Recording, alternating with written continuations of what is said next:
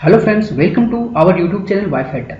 तो दोस्तों, आज हम करंट अफेयर्स का लेक्चर सीरीज स्टार्ट कर रहे हैं, जिसमें आज हम देखेंगे 24 अप्रैल का करंट अफेयर्स। तो दोस्तों, हम स्टार्ट करते हैं। Ministry of tourism presented it's 7 webinar on देखो अपना देश वेबिनार सीरीज। तो दोस्तों, हमारा जो कोरोना के कारण जो लॉकडाउन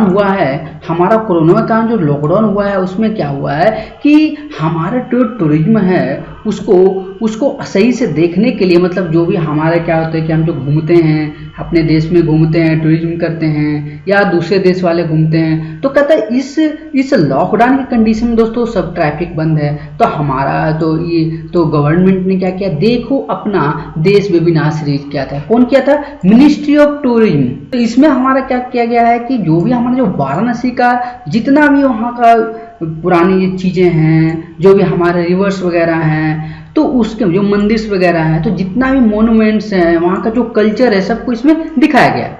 तो हमारा इसमें जो देखो अपना देश वेबिनार है ना, तो देखो अपना देश वेबिनार तो हम बता चुके हैं दोस्तों। इसमें हमारा क्या है, ministry will showcase the diverse and remarkable history and culture of India including natural landscape, monument, cuisine, arts, dance, home, festival, many other aspect of rich Indian civilisation. तो सबका क्या किया है इन्होंने, उसमें हर एक जगह का हर एक बार कुछ दिनों पर एक सीरीज स्टार्ट होता था। ये 7वां सीरीज है दोस्तों। ऐसा मेरे पास 6 सीरीज ये क्या रिप्रेजेंट हो चुका है। तो इसमें इंपॉर्टेंट क्या है दोस्तों? तो इंपॉर्टेंट क्या है कि यह जो वेब सीरीज जो हमारा है, वेबिनार जो सीरीज है हमारा क्या है, available ministry of tourism social media handle incredible India. ये दोस्तों एग्जाम पॉइंट ऑफ व्यू से इंपॉर्टेंट है कि ये जो हमारा है ना, इंस्टाग्राम और फेसबुक पर आपको सोशल मीडिया हैंडल मिलेगा क्या, इनक्रेडिबल इंडिया, जिस पर इसका पूरा डिटेल है, जितना भी जो आपका सीरीज है सब डिटेल इस पर दिया हुआ है।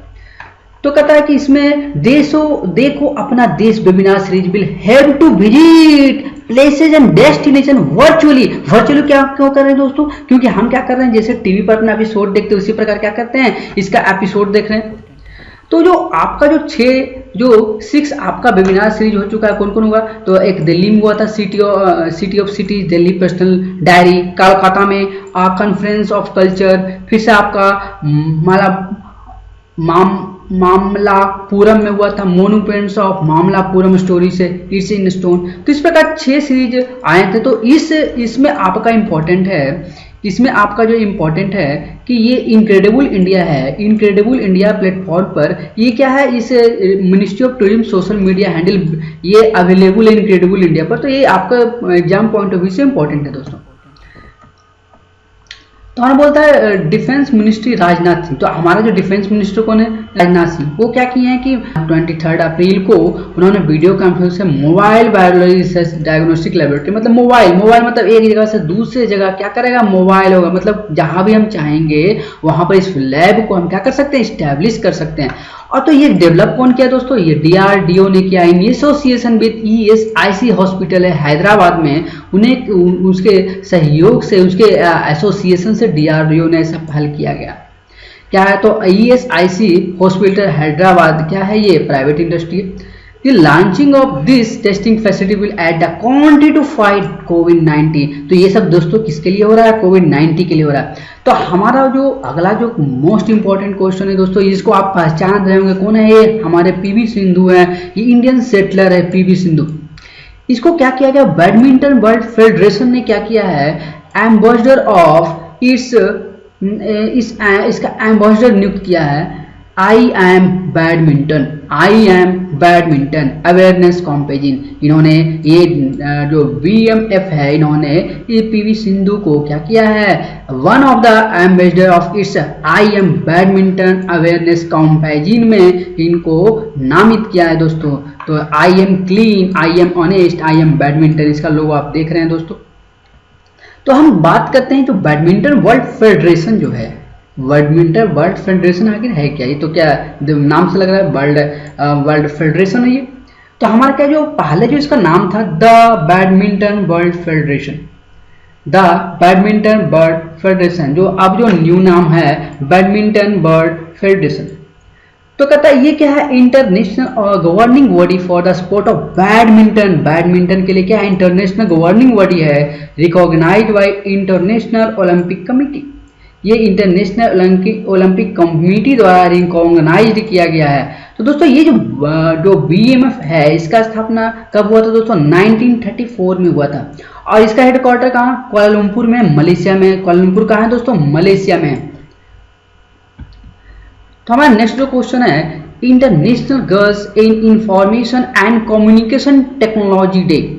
International girls in information and communication technology day ये जो मनाया जाता है दोस्तों हर एक साल 4th थर्सडे को मनाया जाता है। 4th थर्सडे मतलब जो चौथा जो थर्सडे होता है, तो इस ईयर में कब आ रहा है दोस्तों, 23 अप्रैल को आ रहा है। तो 23 अप्रैल को international girls in information and communication technology day मनाया गया दोस्तों।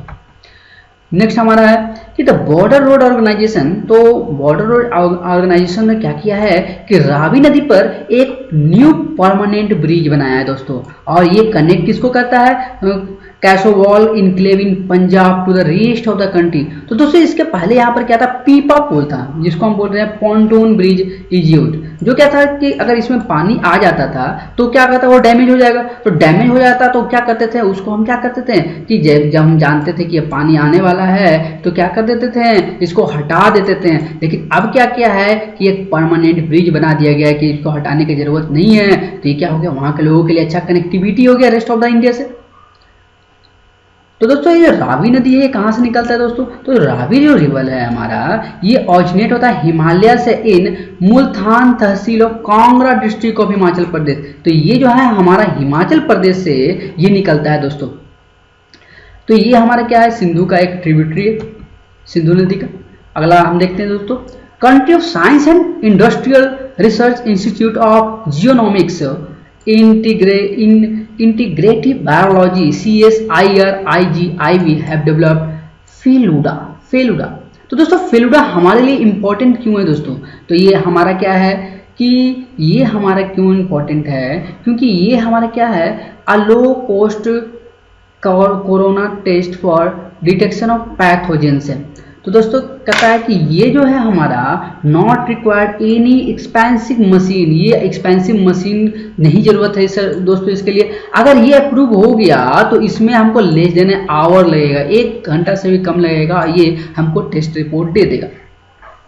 तो ये फेलुडा डेवलप किया है दोस्तों। तो ये फेलुडा कौन डेवलप किया है दोस्तों, तो CSIR-IGIB ने। तो हम बात करते हैं कि CSIR-IGIB आखिर है क्या। तो CSIR जो है council of scientific and industrial research institute of genomics and integrative biology, ये क्या है, institute of genomics and integrative biology. ये जो है इस्टेब्लिश कब किया गया था दोस्तों, 1977 में किया गया था। और ये फंक्शन किसके अंदर में करता है, science and industrial research CSIR के अंदर में करता है। अगला हम क्वेश्चन देखते हैं दोस्तों, हमारा जो अर्थ डे होता है दोस्तों वो 22 अप्रैल को होता है दोस्तों। जो इस बार जो 22 अप्रैल को जो हमारा अर्थ डे मनाया गया वो 50वां था, नहीं 50वां था, 50वां अर्थ डे था इस 22 अप्रैल को। तो कहता है कि ये जो अर्थ डे मनाया जाता है दोस्तों, क्यों मनाया जाता है, तो कहता है the day marks the anniversary of the birth of modern environmental movement in 1970। तो 1970 से दोस्तों ये अर्थ डे मनाते आया जा रहा है। अगला हम देखते हैं दोस्तों, national innovation foundation India develop 10 varieties of anthurium का 10 वेराइटी, और किसका उपयोग से, बाई क्रॉस पॉलिनेशन। तो क्रॉस पॉलिनेशन में 2 डिफरेंट टाइप का हम क्या लेते हैं दोस्तों, डिफरेंट टाइप के प्लांट लेते हैं और उसको क्रॉस पॉलिनेशन करा के हम डिफरेंट हम प्लांट का क्या करते हैं, डिफरेंट प्लांट को हम बनाते हैं। तो हमारा क्या क्या ये जो कि फ्लावर है दोस्तों, जिसका मार्केट वैल्यू बहुत हाई है। तो दोस्तों ये एंथूरियम हमारे लिए इंपॉर्टेंट क्यों है, क्यों है हमारे पॉइंट, तो ये इंपॉर्टेंट इसके लिए है क्योंकि नासा ने इसको क्या किया है दोस्तों, ये प्लेस्ड किया है list of air purifier plant के रूप में। तो एयर प्यूरिफायर प्लांट के रूप में क्यों किया है दोस्तों, तो क्या कहता है कि ये रिमूव्स करता है, क्या क्या चीज रिमूव्स करता है, formaldehyde, ammonia, toluene, xylene, allergens. तो ये सब दोस्तों क्या है, हार्मफुल है हमारे इन्वायरमेंट के लिए और इसको एब्जॉर्ब करता है। इसी कारण इसको क्या कहते हैं, एयर प्यूरिफायर प्लांट कहते हैं दोस्तों। तो इसको डेवलप किसने किया, इसको डी वैष्णी वाई ने किया है, जो कि एक वुमेन इनोवेटर है फ्रॉम तिरुवनंतपुरम केरला से हैं दोस्तों। नेक्स्ट देखते हैं। तो अभी हम बात करते हैं जो national innovation foundation India NIF। तो ये कब इस्टेब्लिश किया गया दोस्तों, 2000 में इस्टेब्लिश किया गया था। और ये किसके अंदर काम करता है, department of science and technology के अंदर काम करता है, गवर्नमेंट ऑफ इंडिया। तो ये हमारा जो ये कहाँ लोकेटेड है, गांधीनगर गुजरात में है।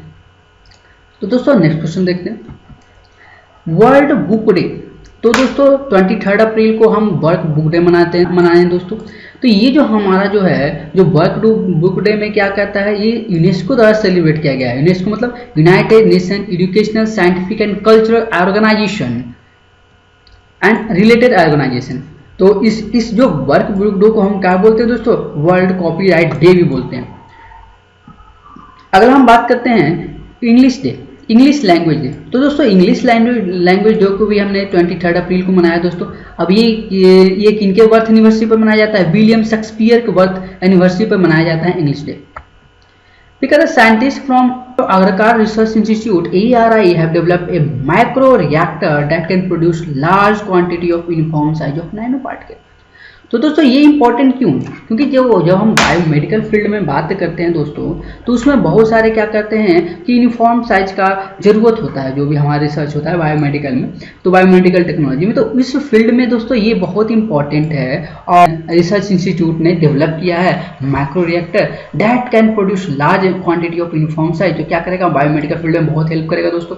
तो इससे हम इसका उपयोग करके गोल्ड हो गया, सिल्वर हो गया, सिस्टोन हो गया, कैडमियम टेलोराइड हो गया, एल्नाइट हो गया, डिफरेंट जो आपका जो भी मटेरियल है उसका nano particle of any size with minute coefficient of variation यानी लेस देन 5%, हम क्या कर सकते हैं दोस्तों, इसको हम एक्सट्रैक्ट कर सकते हैं, उसको बना सकते हैं, जाके हम डिफरेंट अपना जो भी बायोमेडिकल टेक्नोलॉजी में जो हमारा डिफिकल्टी होता है क्या एलिमिनेट हो गया दोस्तों।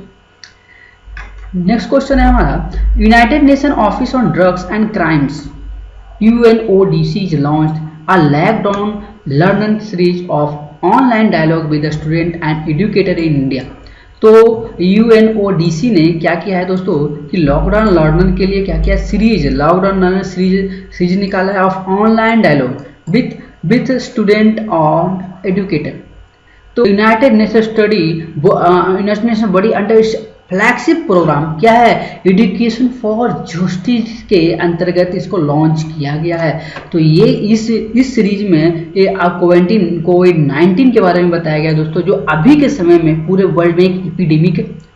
तो और impact on sustainable development goal. तो सस्टेनेबल डेवलपमेंट जान रहे हैं कि हम क्या करेंगे, जो भी हमारा जो संसाधन सीमित है या जो भी संसाधन हमारा क्या है कि उसके कारण हमारा इन्वायरमेंटल इम्पैक्ट अच्छा खासा हो रहा है, तो उसका हम कम से कम उपयोग करेंगे दोस्तों, कि उससे कम प्रदूषण हो, तो उसको हम बोलते हैं सस्टेनेबल डेवलपमेंट बोलते हैं।